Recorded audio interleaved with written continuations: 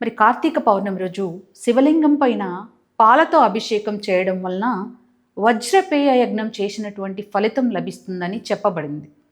మరి కార్తీక పౌర్ణమికి ప్రత్యేకంగా ఏకాదశి రుద్రాభిషేకం అని చేస్తారు. ఇది చాలా అత్యంత శక్తివంతమైనటువంటి పూజ. అంటే శివుడికి 11 రుద్ర రూపాలు ఉన్నాయి.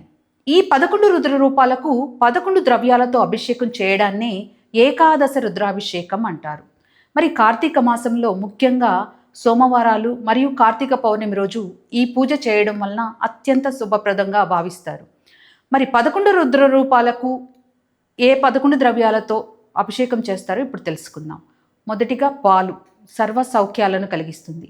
పెరుగుతో ఆరోగ్యాన్ని ఇస్తుంది. నెయ్యితో అభిషేకం చేయడం వలన ఆర్థిక వృద్ధి.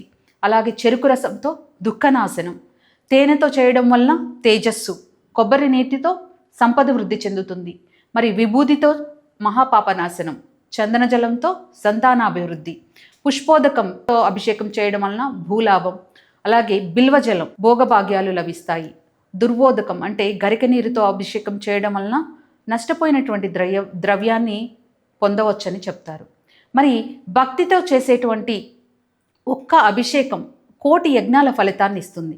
మరి అభిషేకం చేసేటప్పుడు మనం పోసేటువంటి ప్రతి బిందువు మన జీవితంలో శివానుగ్రహాన్ని ప్రసాదిస్తుంది.